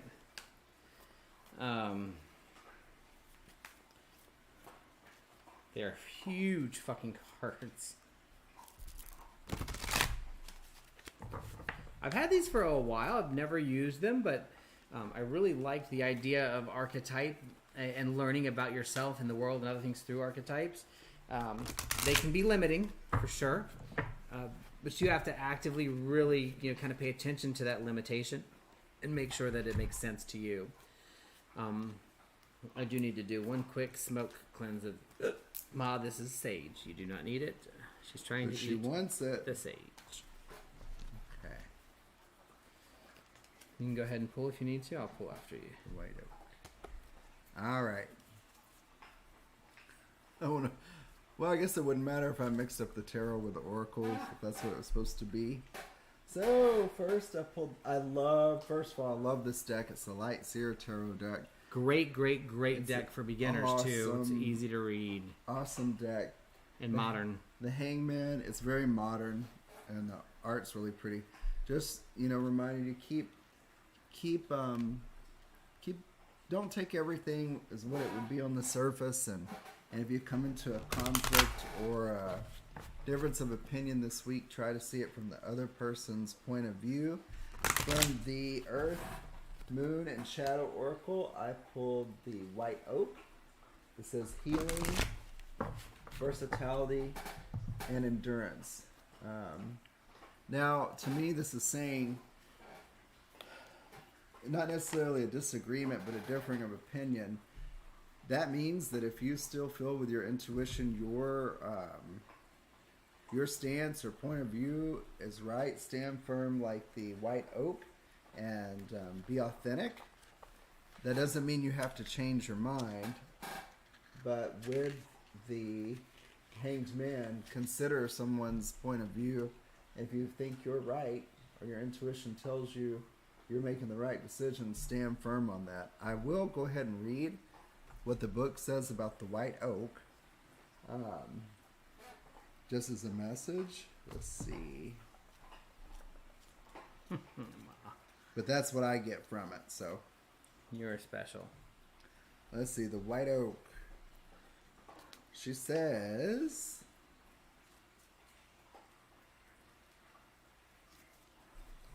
Okay. Our sorrows and wounds are healed only when we touch them with compassion. White oak is the royalty of trees. It is the perfect balance of tranquility and power, making it highly sought after throughout history for both its tough, durable lumber and its healing capabilities. In fact, the timber of the white oak is so strong that the American naval ship, the USS Constitution, was nicknamed Old Ironsides because it was said that British cannonballs merely bounced off the sides of its white oak hull. In stark contrast to its power and strength, the white oak also symbolizes peace and healing. Many North American native tribes, including the Cherokee, regarded the white oak as sacred and used it in remedies for a variety of ailments, including respiratory distress, sore throat, coughs, and even stomach upset. When the white oak comes up in a reading, it reminds us that we too have deep roots of inner strength and versatility that we can tap into. There is immense power in healing, and each time we do the difficult work to mend old wounds, we grow stronger. Like the great white oak, we can use this strength to lift ourselves out of the darkness by tapping into the vast network of ancestral energy that is rooted deep within to heal our body, mind, and spirit. Only by combating earth, flesh, and spirit can we reach our full potential. So that's what the guidance is in the book. My intuition is, if you come into a difference of opinion, not necessarily a conflict with somebody, continue to kind of see the different sides, but go with your intuition and stand firm on your stance. Oh, these cards are freaking cool. And you pulled The Poet. The Poet. Is that Sir Edgar Allan Poe or is not? Could be. Don't know. Could be, could not be. So, from an archetypical perspective, and adding to your general read here, Manny, the poet is somebody who knows how to use the right words, which you definitely do, and can utilize words to actually make things happen around them. The problem is, the poet is often referred to as the starved poet, the artist that just never gets a leg up and is in constant torture and pain and discomfort because of all of the things that they've had to give up to hone and or create that poet archetype. So when I see the poet, it makes me want to think that you need to continue using your words, but use them for yourself and speak them for things of yourself. Spend a little bit less time using your words to heal and grow others. A little more time using your words and your poetry and your knowledge and your words to heal yourself. It is perfectly appropriate to use your mysticism, your magic, your spell work, your words, your things, your life energy to you. You can use it for yourself. I get the feeling that perhaps, and I this is not something I know, but I get the feeling that perhaps you feel a little bit weird using your magic for self-healing. Insofar as specific healing energy, the poet says you need to, or you will end up the broken, the fallen, the energyless, the out of the corner. So you feel free actually being told to specifically start using your energy to heal yourself before you start working on healing and holding anybody else for the next, I would say, time period of however long. But focus on your own. And that's what I get out of the poet. Hand me my poet back. Next that we'll gives go to the jockster. gives you some color to the things that are going on. Some color. What? Oh dear, hold on. Is that Joy? No. Hey, I'm That's hey, not my ear. That is probably Amazon. I mean, I don't know what they'd be delivering. Maybe Alphabet's Light. Could be. You're welcome, sir.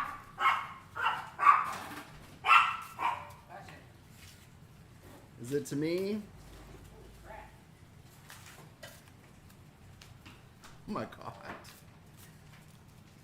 I don't The think jockster. this is all mine. God. That's mine. That's mine too. I really, guys, I don't know what any of this is. Wow. Oh, I can smell it. I know what one of them is. All right, I'm going to move that over here and stand for a little bit because my butt hurts. Yeah, sounds like a good idea. We'll do an unboxing. Why not? This is for the Jockster. All right. Get a little more cleansing again. Sorry for the interruptions, but if I don't answer the door, the dogs will never shut up. I will not stop. Just another manic Monday. It's not Monday, I know. I have fun day. It's looking dark outside. We're supposed to be out of rainy season by now. I know. Seriously. Am I pulling first this time? You can, sir, if you like to do. All right, Jockster, we are connecting, and let's see. Let's carry off the energy here. It looks like Rook is already drawing for us, so he can go first.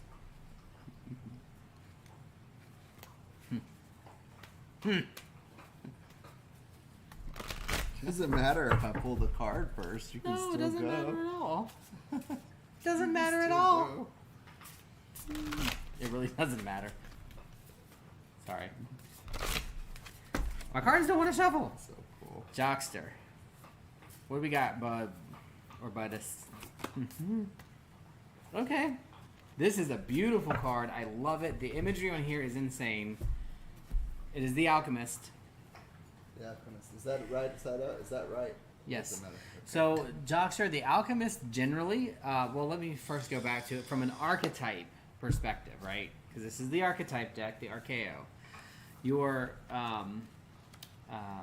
Alchemist is literally the transformationist, right? It is the catalyst for change. So when we think of alchemy, I think many people kind of go to that first alchemy of turning like lead into gold or silver or any other object into gold. But it's really metaphorical for the change that's happening, right? The person that's doing the work, and what they're doing is they're taking in 5 things, bundling them together, and they may only create 1 or 2, but these 1 or 2 things are greater than the sum of all the parts that we put into them. That energy is what it is. So let's say, for example, and I'm just going to use a terrestrial example of alchemy, in my opinion, and that is making jewelry. I take a stone and I take wire. I put stone and wire together and I make jewelry. That jewelry item, I've had to cut and probably throw away some wire. I may have had to chip the stone to make it look a certain way, so I've lost stone. So I have something, an end result that's actually smaller and less than the original items I put in it, but it is valued at something that is so much bigger. It is now transformed into something new that has a whole new creation. That is the gold that you get out of the lead and the tin that you put into it, being metaphorical items. The same is true on the archetype for the human body, the human mind, the human soul. There are so many things that are coming into us, and we think, energy is neither created nor destroyed, right? But there is transformation. So when I take in the thought of something I'm working on, and then I pull in the thought or the idea of something else, maybe I make something with my hands, maybe I do something with my thought, and I bring people joy. Those things are the end result, are the gold that you create. Jung calls the gold in your shadow the things that you have tucked away. So when I think of the alchemist, the first thing that comes to mind is that you need to look at, Jockster, the things that you might have tucked away that are the gold that are in your shadow. Because we put away things that are good too. So look into your life and look at the things around you that are happening, and things that you're not enjoying, things that you don't like. If you have your own tarot deck or oracle deck, draw some cards and look at the different cards that you've drawn and find the ones you don't like and take them out and look at them and find out why you don't like them. And then figure out where the gold is in your shadow. Those things that you might have tucked away that are really good about yourself that you're not doing. And you need to grow those things. That's the Alchemist. Awesome. It's a really pretty card. I love this deck and imagery. I pulled the 6 of Dragon Cups. Dancer, that's great. I love it. That is really cool, Dragon Dancer. I love that kind of stuff. People, places, things from the past, you're going to feel some nostalgia coming up soon. It may be a time to reconnect with those people, places, or things, but definitely it could be because of the time we're in after Samhain. But just take a moment to reflect and appreciate those relationships or things that had an emotional connection to you. And it might be time to revisit or reconnect. But definitely reflect on them and think about them and appreciate them within this week is what I'm getting from this card. Yep, the Six of Cups is literally, even the traditional meaning is reflection on the joys of life. That's awesome. I think it's a really cool card. It is. And this is the thing about the Light Seers Tarot. If you're not into tarot or you want to get into tarot, I'm not saying that only beginners use this deck, because I use the deck. It's beautiful. But you can literally, if you just look at the card for a minute and think about it, you will get the meaning out of that card. It's so beautiful. It's really cool. All right, I hope that was helpful to you. Yeah. So that is too cool. And yeah, Jockster, the Alchemist, the book The Alchemist, I forgot who wrote it, but it's a really cool book. Alchemy in general and learning about alchemy, like on the surface, it seems like an endless, purposeless, what's the word I'm looking for? It looks really stormy out. It's getting windy. Look out back. Oh, wow. Yeah. But a lot of people think that it's pointless to look at alchemy and learn about it. But even learning about the type of alchemy that was about trying to make gold out of other things is extremely beneficial. And if we consider as far back, depending on your beliefs, that we are, and I believe this fully, that we are all made of stardust, then anything is gold, and everything is gold, and everything is not gold, and everything is silver, and everything is not silver, and everything is everything and not everything at the same time. I know that sounds weird, but that is actually something that I've grown to learn about myself and about the universe from a personal perspective. Dragon Dancer. The Dragon Lady Dancer. She's a dancer for money. For dragons. Dancer for dragons. I need to go. I still have the next Conway book to read too, and I know there's some concerns about that, but with Conway, but I'm reading it. Read it. Dragon Dancer. Let me see. We're gonna pull you out here. Woo! There you go. I'm reading first. She's beautiful. Came out very easy. So your archetype today is the sage. I'm not saying your archetype is your child. But the archetype of the sage is very wonderful. You're welcome, Jockster. It's a level of mysticism and wisdom, right, with the sage that really looks at beyond the next question, the 9 questions out of the 9 questions that give you the 9 more questions. It's never truly getting to the answer, because the answer is everything and nothing at once, kind of like we were just talking about with alchemy. But the sage, just like we're burning sage right now, which is kind of interesting, that is the chosen scent for today. The sage really wants to, as an archetype, learn, but not just learn for the sake of knowledge. They want to learn so that they can use that information and plug it together with different things and kind of talk it through and work it through so that they can help others and they can grow others and do other things, right? So the sage is kind of an alchemist in some ways too, just like with Jockster's reading. But the difference is the sage is focused on the alchemy of words, the alchemy of knowledge, the alchemy of putting things together and utilizing them. So it's more of a utilitarian type response for it. So coming up in a reading, the first thing that comes to mind with the sage is being able to understand and softly know and sit by and kind of gauge and direct and kind of move people in different directions as a group leader. Would be a great choice for a sage, obviously. So this really fits in with the things that are coming out of the energies lately and things that it sounds like that you're already working on as far as going forward into that process. I love that.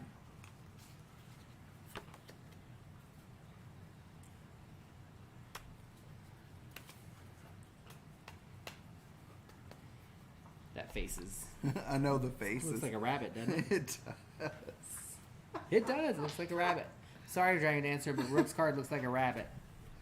So this is my favorite deck ever, and people disagree. It's a basic, it's a simple, it's an original, it's the Morgan Greer. You can see that this is all I have left of the box. It's been used lovingly and used fully. So, And by the dogs. and by the dogs. The dogs have blessed this one as well. They're very good at blessing stuff. All right, so coming up this week, you've got a lot of support behind you for something you want to do. I don't know what that is. Something that you're working on or decision you've made. With all that support, just know the most important thing is what you think, what you feel, what your intuition is. You've got a lot of people behind you to support emotionally, but remember, you're first, and go with what you feel, because those people will be there. Whatever that is, I don't know, and I don't know if that makes sense. But the support's there, but you're in the front. And I don't have a book for this one, so I'm only going by what I get off of it. Yeah. Nine of Cups is a good place to be in the scheme of one step more, and you're at the fulfillment of whatever it is you're thinking about.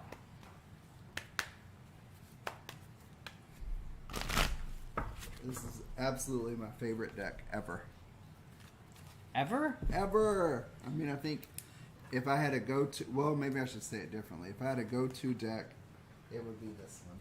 Well, it is your go-to deck, isn't it? I just love the imagery, the colors. I think it's the colors on the cards. And I like the backs, all the stars. And see, I'm not really a fan of the Morgan Greer I love it. type, but it is a good deck. I actually have the Wiser Tarot, which is kind of a Rider-Waite style tarot that's actually really good. That's kind of based off of something similar. But I think if I had to pick out of all the standard traditional type tarots, Morgan Greer is definitely one of the tops. Yeah. I love it. We're on to Little Tree Saps. Cup Squad! All right, Tree Sap, your general is awaiting. Connect your little Tree Sap. Although it's not little, it's lil. Little. Lil TS. Lil. I love it. Lil TS. I feel like I'm going to go back to the Lightseer for some reason. Don't know why.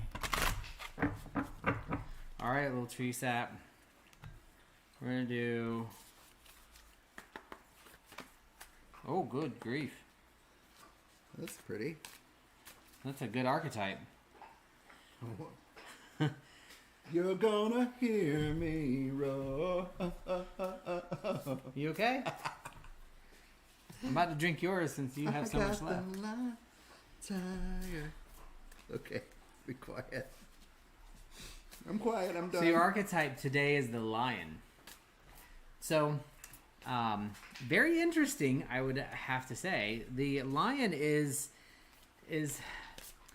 I don't know. It's hold on, I'm just checking something real quick. It says we have 0 viewers. I don't know how it gets that determination. I think this thing is wrong half the time. But anyway, the lion archetype is really, really interesting. So the first thing like you think of, like Rook has already shown us, is the aggressive nature of the lion. But if you think about the archetype of the lion, in the picture you have the male lion. Guess who's in control of the pride? Not him.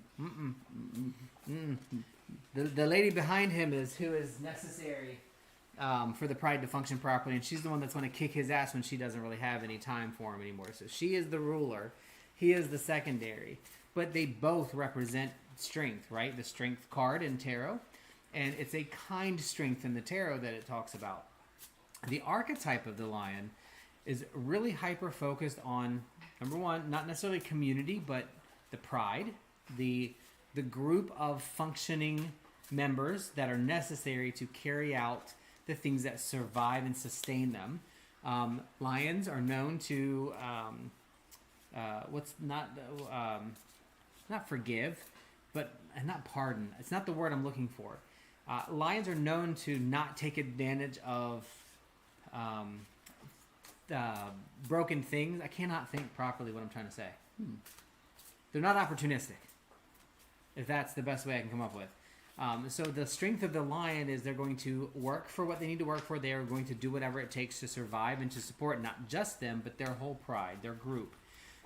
Yes, they fight and they do have to exert force, but fighting even doesn't necessarily mean that a losing lion is out of the pride or out of the group. It just means that they are not going to be the top. They're not going to be the head mistress or master of that group. And so the lion archetype is really about that thing that, I'm going to fight for everything for my group. I'm going to hold together my group. I'm going to pull in all the things that are really magic and strong and that need to be done for the sake of the success of the pride. And it's not just sustainability, it is true success. So the lion's not going to make ends meet. The lion is going to go over and above and make sure that everybody's happy, going to check in on everybody. They're going to be kind, they're going to be generous, but they're also going to do whatever is necessary to keep the group together. So in a reading, for me, the lion archetype is really telling you to continue the strong points that you have been focused on, continue the assertiveness that you've been assertive with.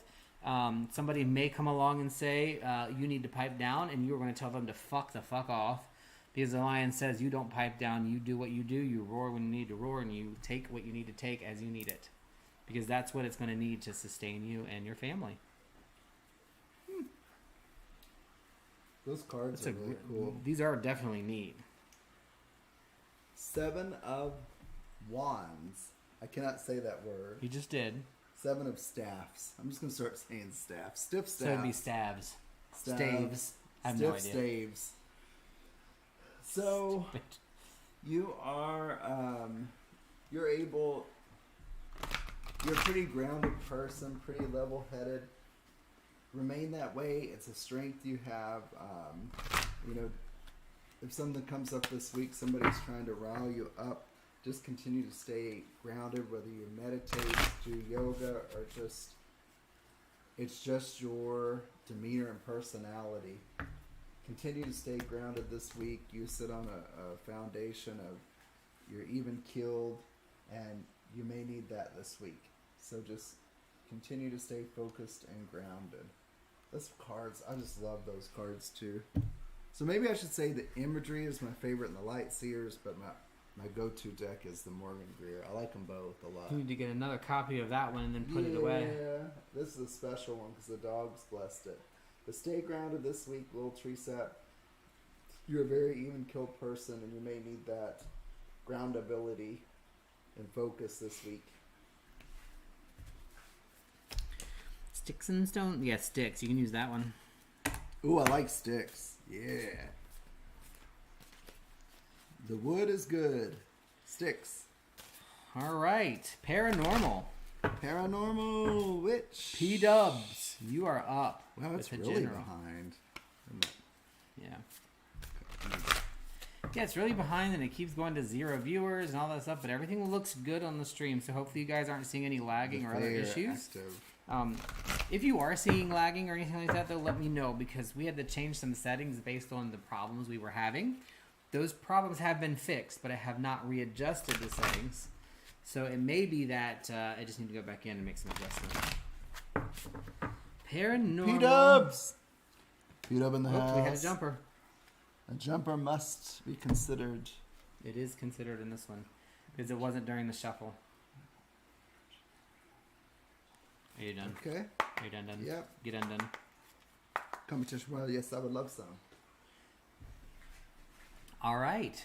Paranormal Witch, your archetype right now is the healer. And the first thing that I'm getting from this is you need to take a break. In the image, you see the healer as the statuesque form or version of the healer. And it's representative of a stop, a hold, a pause, a break. You have a lot going on. You have some good things, some really good things that are happening in your life. They're tough. They're strong. They're giving you a lot of hard time. But it's a lot of work. And you may not have been spending quite as much, I guess, energy and time that you maybe should be on yourself and your own energies and your own healing. And so when that happens, it ends up being a situation where you lose a little bit of yourself trying to take care of everybody else. And so what I would recommend from the healer is, there's a theory emotionally, and this is both physical and emotional healing, the bucket theory. And the theory is you give so much, and you give so much out to your family, your kids, your people around you, out of this bucket. This bucket holds all of your healing bar, per se. It's 100% full of water, and this water represents you as fully healed and 100% of healing, of wellness.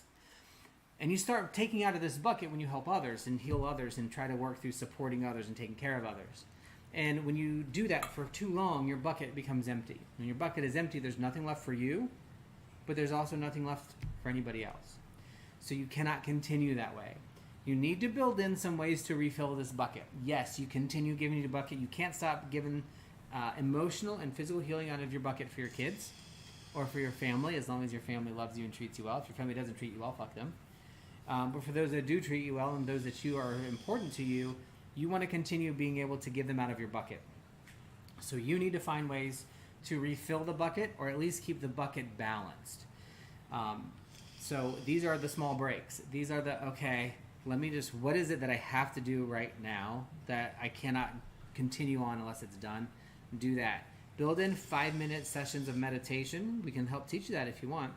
Build in little moments of pause. Build in mindful moments, which is where you literally stop and one method anyway, stop and describe one sense of things that is perceptible. For example, one day or one time you might say, everything is crazy, I'm stressed, there's too much, I feel like I'm falling apart.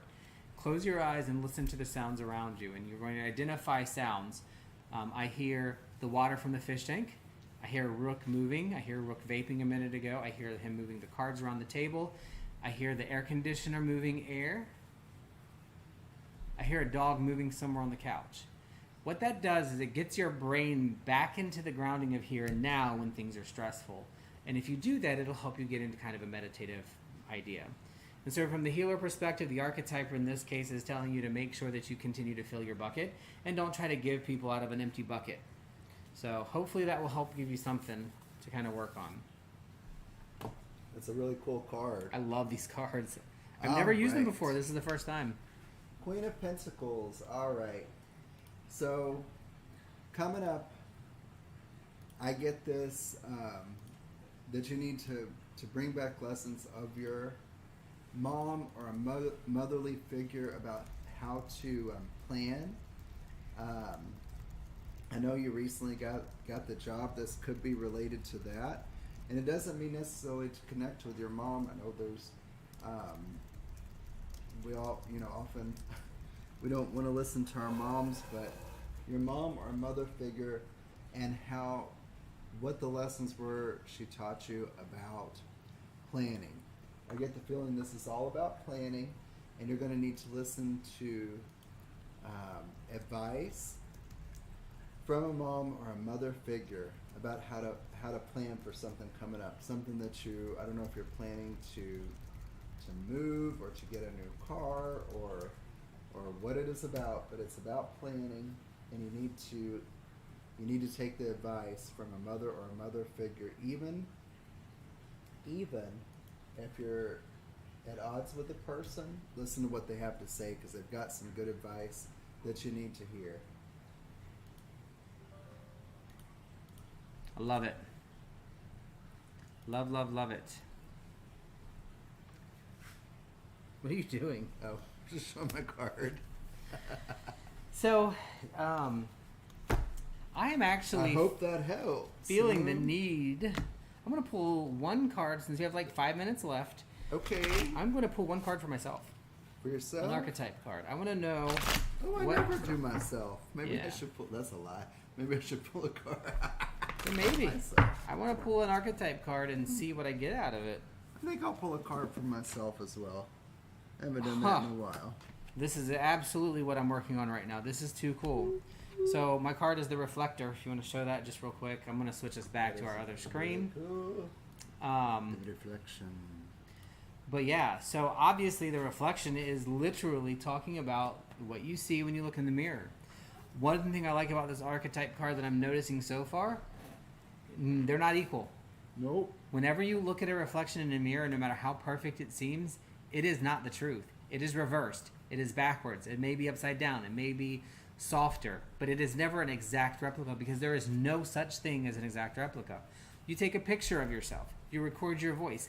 That is not how you sound, and that is not what you look like. Those are the things that are captured inorganically that can represent you and give you some insight, but it is not truly a reflection, or, well, it's truly a reflection, but it's not an exact copy. So remember that. When you're looking in the mirror and you're thinking, I guess I should say, when I'm looking in the mirror and thinking about all the things I don't like, I need to start working on thinking about, it doesn't matter what I do and don't like, that is what it is. And so I need to consider and condition myself to kind of back up a little bit and refocus a little bit when I look at a reflection and say, I kind of like that guy. I will tell you, when we did shadow work, one of the shadow work things that I had to do was tell myself that I'm good enough, I'm more than good enough, I am way more better of a me than anybody else could ever be. And I cried for like an hour because I've never looked at myself in the mirror and said that I actually liked who I was. And I like who I am. So when you go through that reflection and you look at this stuff, if you don't like who you are, don't change yourself yet, because you might not like who you are because of what other people are telling you, not what you actually see in yourself. So find those things that you love, look in the mirror, and tell yourself how much you love them. And they don't have to be things that are physical. They shouldn't be things that are physical. Oh, almost made me cry. Give me my card back. It's a cool card. I love this deck. I'm using this one again for sure. What do I need to know for the week? So I had a jumper, which I am going to use, but... Huh. I can read that traditionally for you if you want. I like that card. That's the what, 8 of Pentacles? 1, 2, 3, 4, 5, 6, 7, 8, yeah. You know how I know it's the 8 of Pentacles without counting? Yeah. He's got a hammer and a chisel. Traditionally, the 8 of Pentacles represents you being the master of your work, but not necessarily recognizing that you are the master of your work. So if you're thinking about something career-related that's bothering you over the next week, it's because you don't have the confidence to recognize how good you actually are. So you are a master in the craft. Go act like you're a master in the craft. That's the 8 of Pentacles. For me, my opinion. So this is my jumper, 8 of Pentacles. What I immediately got through it from this card is that I've got work to do. It's going to be a week of a lot of work, and that makes sense because I've been in this building for about 2 months, and we of course, a month after I started work, I had the hurricane, which is we've been working up and dealing with for even a month, 6 weeks after. But it's going to take careful and thoughtful work to get ready for what's coming up, which makes sense. And then I will take your traditional meaning of I do know what I'm doing and I'm good at it, and I have the skills to do it, and to keep doing that and keep honing it. I love that. I love these cards. So. Love, love, love. Well, it is 12:30. We did a perfect, exactly what our plan, an hour and 30 minutes to the T. That is the goal. I love that we kind of grow towards the end each time, and then we end up, I think maybe we start too early. I don't know. But we can look at that. Regardless, thank you so much for joining in. We really enjoyed just having the chat and seeing the comments that you guys have. I love reading for people. We are definitely doing our after chat. So if you are not in the Discord and you'd like to join, you do not have to turn on your video. You don't even have to speak. We may say hi to you, and if you don't respond, that is fine. We don't want anybody to be uncomfortable. But you can certainly just listen on in and see how we interact and decide if it's something you want to engage in. The Discord link is right there. It is free. If you don't have it, you can download it. It is an application. It's better on the computer than it is on the phone, but it does work pretty well. So thanks again for really coming in. Appreciate you all. And we are going into after chat now in Discord. My favorite part. Oh, shoot. We have to do the favorite part. Well, see, then we're not perfect on our time. We've screwed up terribly. I will be succinct, but I cannot miss my favorite part. I'm just kidding. Yes, we'll do Rook's favorite part. And then we'll close the circle, unless you want me to do that now. Let's give it a minute to load up here. So you want me to close circle before we do that? Let's go ahead and close circle. Closing our circle. From the north, Wittershins to the east, undoing the circle that was. May it be open, but never unbroken. Thank you, and so mote it be. So mote it be. All right, is it caught up? It's caught up. Please check out all of these awesome creators, witches, and wonderfuls. Adius Dade on Twitch and Instagram. Mr. Malice on YouTube, and Adius Dade, 2 words, on Facebook and Twitter every Friday night. Adius Dade and yours truly next to me, Mystic Salann, do an occult podcast. From the Cauldron Witch on Instagram and From the Cauldron Witch Tarot on Instagram. Please check her out. Follow her. She does an amazing Sunday tarot stream and also does streams on Tuesday nights that are awesome. She's very intuitive, she gives awesome freaking reads. They're amazing. Paranormal Witch on YouTube, Lady Rose 819 on Instagram. She does an awesome weekly blog. You've got to check it out. Unexplained Possibilities, 2 words, on YouTube, and Unexplained Possibilities, 1 word, on Instagram. Please check out Melvin. Everybody knows Melvin. He has so many awesome interviews over various and different topics. You will enjoy any one that you watch very much. Ziggy Dreadful on Twitch streams games. I think she's going to do Resident Evil coming up maybe this week. Check her out on Twitch, as well as Maveville on Twitch, who streams games. And we are 2 Pondering Pagans on YouTube and Facebook, and 2 Pondering Pagans together on Twitter. I'm Rook Tempest on YouTube. I don't have any video content yet. I'm working on it. And I don't have any content on mine either. And Rook_Tempest on Instagram. I do post stuff on there, so please check me out and follow me if you like. And Mystic Salann, 1 word, on Twitch. Salann, 2nd word, Tallwin on YouTube. That's yours truly next to me. Please check him out, and I appreciate everybody for joining us and spending time on your Sunday today. Have a great week. Be safe. See you in Discord if you want to talk about riddance. Bye. Bye. Bye. Bye. Bye.